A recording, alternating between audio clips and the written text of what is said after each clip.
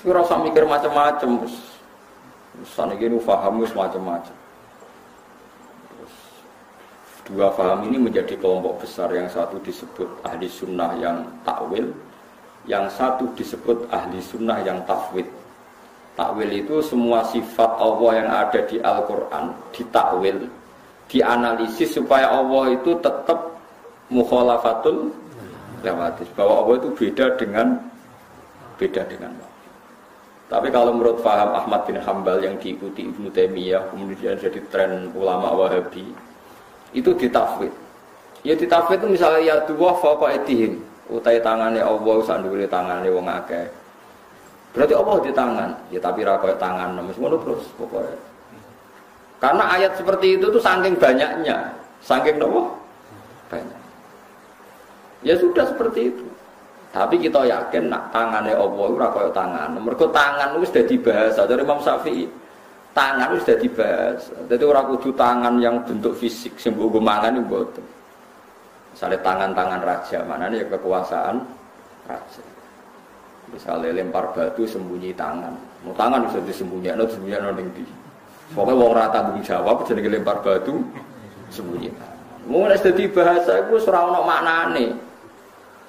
Ya, makanya teorinya Imam Syafi'i itu sederhana. Sesuatu yang sudah menjadi bahasa itu ora perlu ana maknane, pokoke ngono. Pokoke ngono. Wis pokoke ngono. Ya pokoke. Kalau beri beberapa contoh. Kalau ada kasus di Wonokromo, kemudian intelijen di Jakarta tahu. Bahasanya kan kasus di Wonokromo di Bantul diketahui oleh Jakarta. Terus kita takok, diketahui nganggo apa? Ya nganggo moto. Mosok Jakarta iso delok. Ya diketahui manane roh, nggo roe nganggo apa pokoknya diketahui kok takoke kudu nganggo. Jadi kadang-kadang wong teke terlalu banyak khayal, diketahui, tahu itu harus pakai alat. Alat itu mata. Kalau jauh berarti tidak tahu. Yo kasus maknane Quran nganggo ngono ya dan bareng dari Imam Syafi'i. Wong apedane wae aja. Ya apedan wae kok aja. Dia sudah seperti itu. Ya kalau orang jalan kayak haji jare dawuh pangeran ya ngoten. Syaratnya haji mlaku maring Baitullah. Wong numpak mobil ya jenenge mlaku. Terus kowe apa Jumatan? Orang kalau ke Jumatan itu dihitung jalannya per jangkah sami. Nah numpak mobil bilang itu ora ono jangkaane. Berarti puterane rodo. Wis rasa ngono pokoke wong ngger maro masjid ku ono ganjarane. Senengane kok takok jelimet. Jadi agama itu tidak seperti itu. Makanya dari Imam Ghazali, wong memahami agama ojo bayangno koyo utek elek pating krentik terus akhirnya agama itu dadi ruwet. Ini kalau nyontokno bolak-balik. Kalau nyontokno bolak-balik dan saya sangat banyak belajar kitab fikih dan fatwanya seperti saya ini. Saya kan berkali-kali ngomong, sekarang imam itu di depan. Shaf paling baik itu shaf awal. Baru agak baik shaf kedua, kurang baik lagi shaf ketiga. Wonten sing ngusul, kula nu eling pas niku saya masih roe satu, ada yang ngusul Gus, kalau sudah tahu yang baik shaf awal, kenapa desain masjid itu memanjang? Harusnya selatan utara yang panjang supaya shaf itu awal semua. Selama masjid itu memanjang ke timur, pasti ada shaf 2 dan 3. Jadi cara dene masjid itu nyelirit ngalor ngidul. Ben kabeh shaf iku awal. Bagaimanapun ada shaf sani dan salih, shaf 2, 3 itu karena masjidnya didesain memungkinkan ada shaf. Coba kalau didesain hanya satu shaf memanjang selatan utara, pasti semuanya shaf awal. Terus ada urutan dalam itu. Yang paling afdol yang an yaminil imam. Jadi yang kanannya imam lebih afdol ketimbang an yasaril imam. Berarti imamnya kondakok pol kidul. Selagi imam di tengah, terus tetap ada yang kiri. Ngapain Abdul Kabeh imamnya dakok pol kidul. Biar semuanya an yaminil imam. Semuanya sisi. Berarti imamnya pojok kidul. Masjidnya selatan utara. Afdol kabeh mergo saf awal kabeh an yaminil imam. Tapi agama maksudnya orang ngono iku. Soale tak takoki, lah nek ngono paling afdol ndi? Nek wis didesain masjid ngono paling afdol, sing paling parek ya ngono rubet imam ya. Agama itu tidak seperti itu. Mana ketika Nabi halakal mutanatiun, orang yang memperjeli dalam agama itu rusak. Mata itu dijuluk-juluk, no agama itu dijuluk-juluk, itu udah dibulet. Saking khawatir Allah itu gak nempat, terus sampai darahnya Allah ini dua itu gak gelap. Ojo darahnya Allah yang langit, kok darahnya Allah di tempat. Padahal sama-sama punya resiko, kayak darahnya Allah di mana-mana, kok cacilik darahnya Allah itu banyak. Sama-sama punya resiko.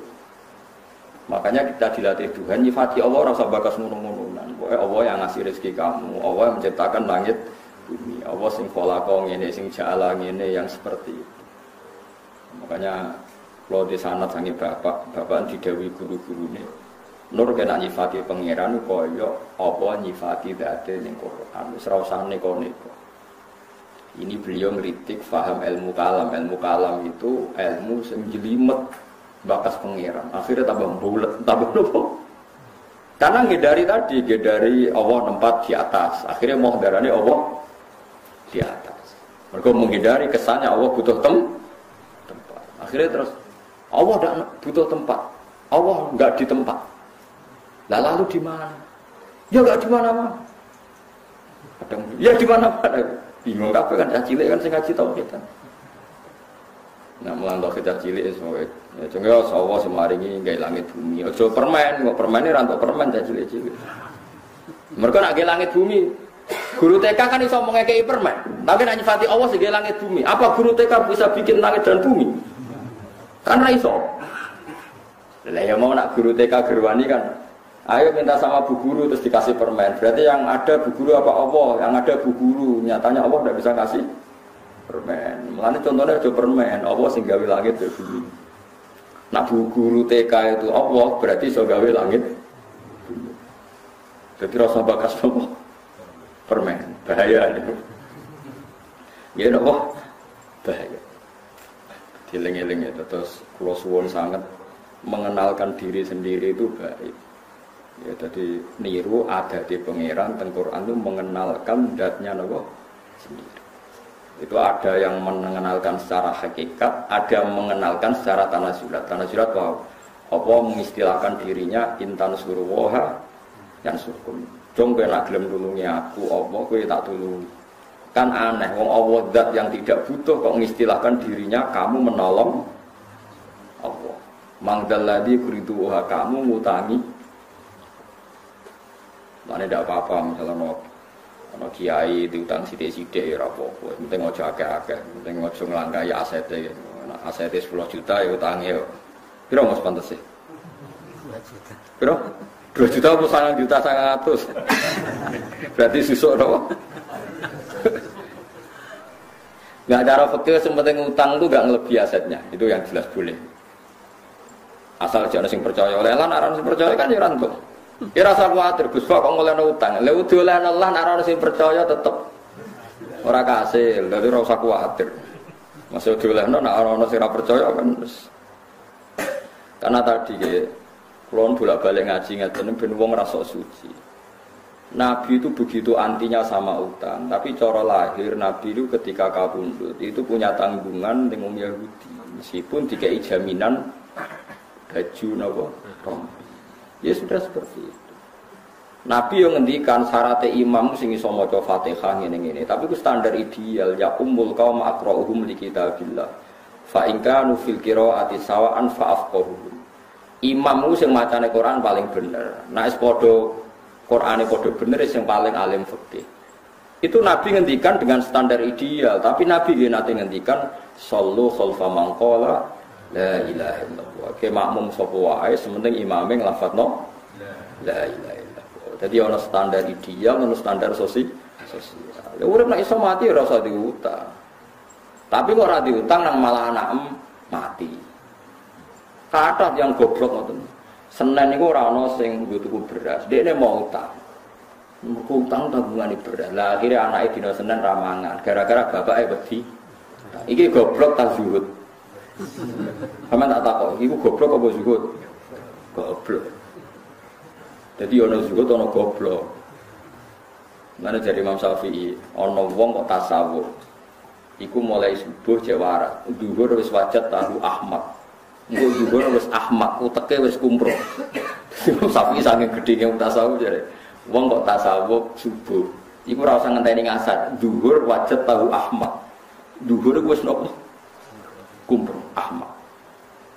Saking gedhe Imam Syafi'i ben tasawuf. Tapi tasawuf sing goblok ya. Wow, misale ana wong anti utang. Lho anti utang yo oleh wong. Tapi kan terus misalnya anake Senin loro ora diobatno, mok perkarane wedi utang. Niku goblok apa hati-hati? Ya goblok anak loro ora diperiksa mergo wedi. Imam Syafi'i itu mencontohkan sekian. Ya ora usah ngono, urip ora usah ngono. Pokoke utang yo dihindari pancen masalah. Tapi nek suwaye utang mergo ana darurat syar'an. Nah kecuali ngene, Mustafa ape utang mergo biasane sarapan pizza ira sarapan utang ah, gue sarapan pizza. Lha iku gendeng jenenge ora utang kan. Wong demi hal sing sifate sekunder sing gak penting direwangi napa? Makanya fatwa saya dalam masjid ya seperti itu. Sekarang tren apa boleh uang zakat diberikan masjid? Kalau jawab, menurut Imam Qofal sabilillah itu artinya bisa masjid, bisa ya bisa masjid. Tapi masjid saiki ku lucu. Nak masjid digo sujud to nggon sesuci, misalnya alat-alat mandi lah, pokoknya sing digo sesuci. Ini cara kula gak masalah. Kadang masjid itu ning desa sing Jumatan arang-arang menarane wae ngentekno dhuwit 200 juta. Pagere entek 200 juta. Lho kamar mandi sing kira-kira entek 50 juta iku jek nganggo sandal. Tutupe keran iku kadang coplok. Kalau menurut saya, masjid itu satu paket dengan tohara. Mergo syarat saya sholat itu nak sucine sah. Mulane ning gone masjid itu Allah nyifati fihi rijalu yuhibbuna ayyatatohar. Masjid yang baik itu siapa? Masjid yang di dalamnya itu banyak orang-orang yang sesuci. Saiki paket sesuci itu melibatkan air. Kalau airnya baik, alat sesuci baik, berarti masjid itu baik. Nah, saiki akeh masjid menarane larang, pagere larang. Lampune wis sangka granit apik sangka macam-macam. Tapi alat sesucine elek. Lha iku ora oleh. Jadi enggak bisa masjid sekarang sudah selera kayak pager, kayak batu granit sing tingku keramik macam-macam. Nak sing mutor yang pokok, tempat sujud sama alat sesuci, tapi kan enggak masalah pakai zakat. Tapi nak sing ora mutor yang tidak menurut saya itu masalah. Nah itu kalau ulama tahu bedanya. Zaman saya pikir masjid-masjid saat ini kan dibangun miliaran, sehingga sujud ya sudah seperti. Wes ngono mau gue jogot jam. Lah masjid dikunci mau demi melindungi jam. Masjid 2 miliar melindungi jam sing regane mau 1 juta. Berarti dikunci demi melindungi apa? Jam. Mengenai dalam masjid pelindung jam, mereka ya masjid buka wae, paling gak ana nggon salat. Dan cara kula haram masjid dikunci sing sampai wong ra iso salat. Piye-piye wukifa li salat, masjid itu diwakafkan untuk. Jadi kalau ruang dalam itu dikunci, tetap gerbang itu harus dibuka supaya andekan orang salat itu bisa ning terase atau pokoknya minimal ada kamar mandi 1 yang dibuka karena masjid itu diwakafkan untuk, kecuali sudah kasus real banyak preman, banyak lonte misalnya tidur di situ, beraktivitas maksiat di situ. Kalau real syaratnya bukan tuhmah, real itu baru boleh. Kalau nanti ngalami ada orang lapor bahwa masjid yang di perjalanan karena sepi dipakai pacaran macam. Kalau real syaratnya tidak tuhmah itu boleh. Tapi kalau dah tidak boleh wakofe wong tiga sholat. Bareng ngono mung, ora gak balik lunga mandek ngono masjid mandek wis sholat. Jebule kunci nang kabeh. Bolak balik. Iki panitiane iso ngaji ta ora? Sing wakof yo sakake kan. Karena sing tepakan sing ape sholat wali ta ulama gede kan rugi tenan. Gak sedo disolati ulama. Gara-gara kok dikunci. Takok ya rasane, nak dibuka niku, Gus. Jame nyicak. Oh, dados masjid teng mriki digawe kangge nglindungi jam niku. Ya dikunci demi lindungi. Jambe ini kan paling. Nah, cara kula setengah-tengah ngoten nggih. Ya oke lah yang di tengah itu situ kunci tidak apa-apa, tapi tetap teras-terasnya bisa dipakai nopo sholat. Piye-piye itu diwakafkan untuk nopo. Memang banyak kasus ya, misalnya orang nakal di situ. Untuk daerah pulau mau kata pengurus masjid cerita pulau, kata Gusti yang badhe ngising kebelet teng omah. Niku mara masjid badhe ngising. Perkarane WC-ne bukaan. Ning omah ra duwe napa? WC. Bar ngising ya mulai. Bar sek kula nggih nate disomasi. Kula pengurus masjid lho gak jadi. Saat aku lha sing ngono iku pira sak desa? Sekawan, Gus. Lah sing mara masjid sampai salat 20. Lah yo 80 kok kalahno mbek wong papat. Perkarane walian bareng dikunci walian sing ape jamaah kudu sing mlayu mulai perkarane masjide dikunci. Lho kula nu kiai tenan dadi sering wonten tiyang lapor macam-macam. Ya saya dengar betul, syarat kiai harus mau mendengar. Padha-padha nyata. Cara kula dadi panitia milih ndi? Ya milih dibuka ya 80 kok. Jadi parah-parah. Nah kalau seperti itu harus kita mikir maslahat dan madharat. Ya maslahat dan madharat. Di dua balen malih ya. Jika bangun dengan uang zakat dan nggak ada pilihan zakat itu kalau bisa memang jangan dikasihkan masjid karena pendapat sabilillah khair itu minoritas sekali dalam fikih. Tapi kalau masjid itu dengan makna tempat sujud atau tempat sesuci yang mendesak untuk kepentingan sholat, kulolah longgar. Ya, saya ulang lagi, yang mendesak untuk kepentingan sholat. Nah, pagar, menara, keramik-keramik mewah itu tidak terkait dengan mendesaknya sebuah masjid. Ini kalau suwon sing ngaji kulo, misalnya bangun masjid nomor 1 alat sesuci itu kudu ideal. Idealnya gini loh, bayangno sing ra roh sesuci lah jadi suci. Kayak ulama-ulama dulu tuh, orang kalau mau ke masjid pasti ngelangkai air yang lebih dari 2 kolah. Paribasane cacilik sing ra roh najis wae gelem ra gelem sikile ijik mergo ngliwati. Kalau sekarang itu udah usum ya karena orang sekarang lengkek kesehatan itu udah steril wis ono krane lho. Mungsong saiki ya engke era karuan. Ono steril lho macam-macam. Wah mari kuman mbok lah. Tapi itu penting. Piye-piye sifatnya masjid itu fihi rijalu yuhibbuna napa ayat atau haru. Masjid yang baik itu diisi oleh para penghuni yang seneng napa sesuci. Tentu sesuci itu alat utamanya napa air. Jadi ini kula fatwa tenan. Kalau seperti itu gak apa-apa. Tapi sekarang masjid kan gagah-gagah. Wagere wong mewah-mewah tulisane gawedi gede, lampune mewah tapi ra ono sing ngiseni. Gagahe ora karuan. Nah itu yang maksud itu yang kata Nabi alamat kiamat itu sebenarnya umatku nek berlomba-lomba bangun apa? Tapi kalau bangun yang tempat sujudnya, tempat toharohnya itu bagus. Ya mergo fihi rijalun yuhibbuna apa? Ayyatatoh. Subhanallahi wa bihamdihi adada khalqihi wa ridha nafsihi wa zinata arsyihi adada kalimati. Subhanallahi wa bihamdihi adada khalqihi wa ridha nafsihi wa zinata arsyihi adada kalimati.